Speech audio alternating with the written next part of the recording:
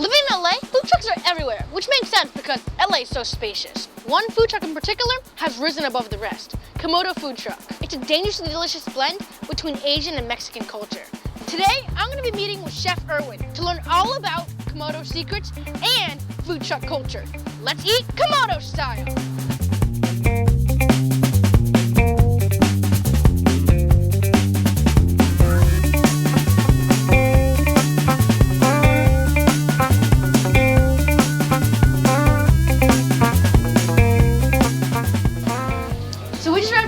Thank you so much, Chef Erwin, for inviting me here. Can't wait to eat your food and make it too.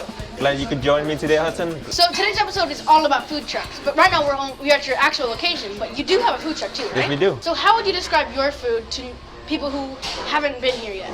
Our food is pretty unique. We have tacos with different toppings and different colors and different produce. It's pretty good. Ah, so where did you come up with ideas of making a taco truck? The idea is just like, putting good food in a tortilla so people can just carry it on to go with their hands. All right, Chef Erwin, I'm ready to learn, so let's go try it out. Okay, let's go. All right, Hudson, welcome to the kitchen. Now we're gonna make some Komodo tacos. Okay. First up, we got our tortillas. Yep. We just corn tortillas, we get 2 of them. Okay. We heat it up in the griddle. Make sure it's nice and hot. Obviously, I couldn't do something like that. Yeah. My hands are too tender. Just place it over here. Okay. We got our Komodo meat. Pounds. You want to put a little bit in there? A little bit more. A little bit more. And there you go. Smells really good. And we top it off with jalapeno aioli just like last time, remember? Yep. Just like a little line. And after that, we top it off with our corn salad. Corn salad is like bell pepper. We got bell pepper, onion, radish in there, cilantro, and a little bit of honey. How long did it take you to kind of like figure out the recipes for these? It doesn't take that long. Just like, it's just really, we're lucky to live in California. We got fresh produce throughout the year. So we'll be able to utilize it. So that's a good thing about it. And here you go. This is our Komodo taco. So why fusion? Why did you choose to mix Asian flavors with Mexican flavors? Because we live in Los Angeles where all the culture is combined together, and we're so lucky to be able to utilize all the products, so make them good food. That's cool. I hear you on that because living in Southern California, there's fusion everywhere. But what makes yours unique?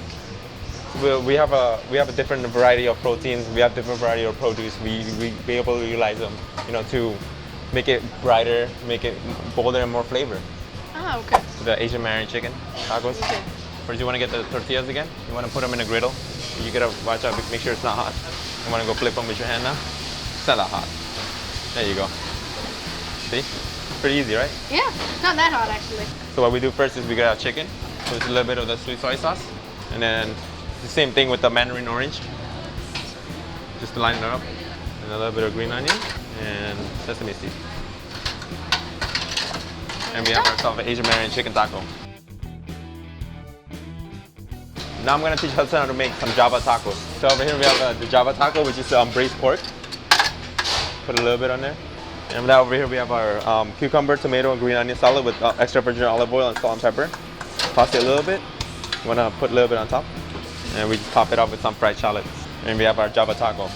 So Hudson, we got Komodo taco, Asian marinated chicken taco, and a Java taco. So we just finished the tacos. That's my favorite part, to eat them. So what we have here, we have a top sirloin steak grilled with jalapeno aioli and a corn salad. We have radish, onions, and red bell pepper. Okay. It's sweet, tangy, and then it leaves a little buzz in your mouth after.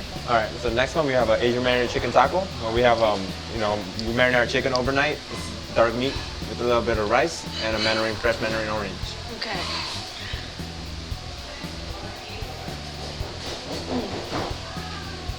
Okay. Really good. That was really tasty. So this taco is different from the other one because it kind of has more of a sweeter, like meatier flavor.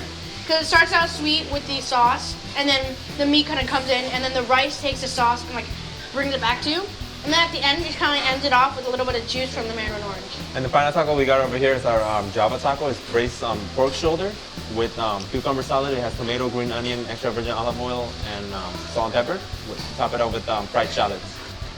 I think this one is the most different because the first thing that hits you is actually the vegetable, then it's the meat, and then it's the shallot, the topping. And then the meat hits you, so like easy to bite. That's and then you get the crunch at the top. If you don't make your own Komodo taco, what would you put in it? What was it like there? I think I'd use the intermittent chicken with the corn. Kind of the same thing as this, just with the corn. It's like fusion. That was amazing. You showed me how to make your food, but I know a big part of your business is the food truck. So how does the food truck work? Instead of telling you, I'm going to show you. All right, Hudson, I just showed you how to work the food. Now we're going to work the food truck. Okay. So how long have you had this food truck for? We had this food truck about 7 years, and this is our actually first one. So over here we have our pantry, where we do a lot of our cold toppings. Over here we have our steam table, where we hold a lot of the hot meat after we finish cooking it. And over here we have our deep fryer. So what we do first is we warm up all the meat and getting ready for service for lunch. And we just place them over here. Okay. On a normal day with all this stuff, how many orders do you think you can serve? We serve around 200 to 300 orders. A day? A day, depending. If we have a catering. Have you ever run out of stuff? We never run out of stuff. We always bring everything. We always come prepared to make sure we have enough food for customer. It all looks pretty confusing. Can you just show me how all this stuff works? Yeah. So over here we have our deep fryer where we fry all our fries and dumplings. And over here we have a griddle warming up our meat, tortillas, burrito, and the fried rice. And right over here, this is where we hold a lot of the hot food. We have our meat, our rice, and our tortillas. And over here we have our pantry station where we do a lot of the salads, the cold salads. And down here we have our low boy where we hold a lot of the cold equipment, cold items, cold food. So how's it different from cooking in a small space like this than it's actually cooking inside the real kitchen? Actually, it's quite challenging, to be honest, because we only limited with the amount of supplies that we have. So we just try to make it happen and make sure the food comes out hot and good. So when do you think it gets a little bit too crowded? When we have around 6 or 7 people. I mean, kind of like this. Pretty much.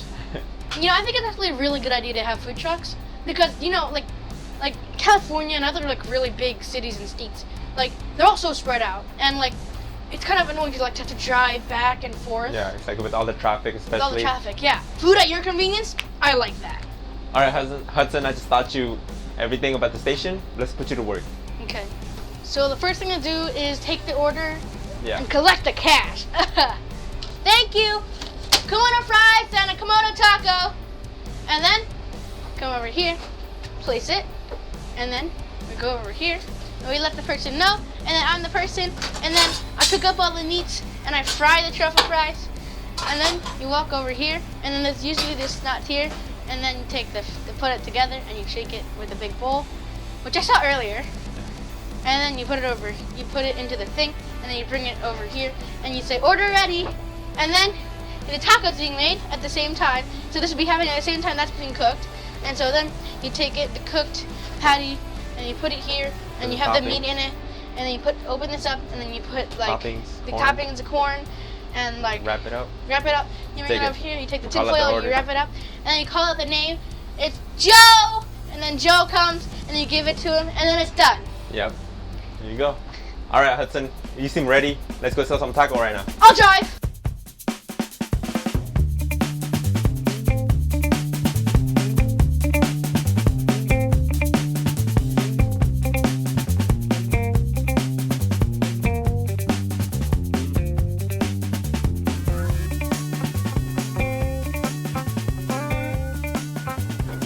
Hot back here with the stove and everything, but I'm feeling really good. The energy's high and everything's going really great.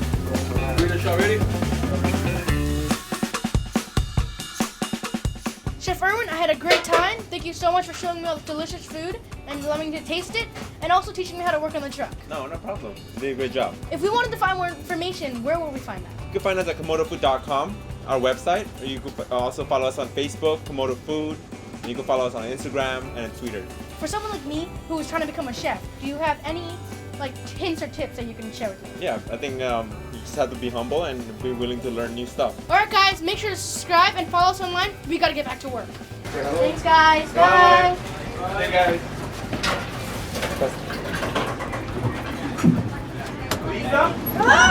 Oh God! Thank you guys for watching this video. Thank you to Komodo for allowing me in. And thank you to Panda Express for making this all happen. Be sure to check out pandaexpress.com to find out places near you.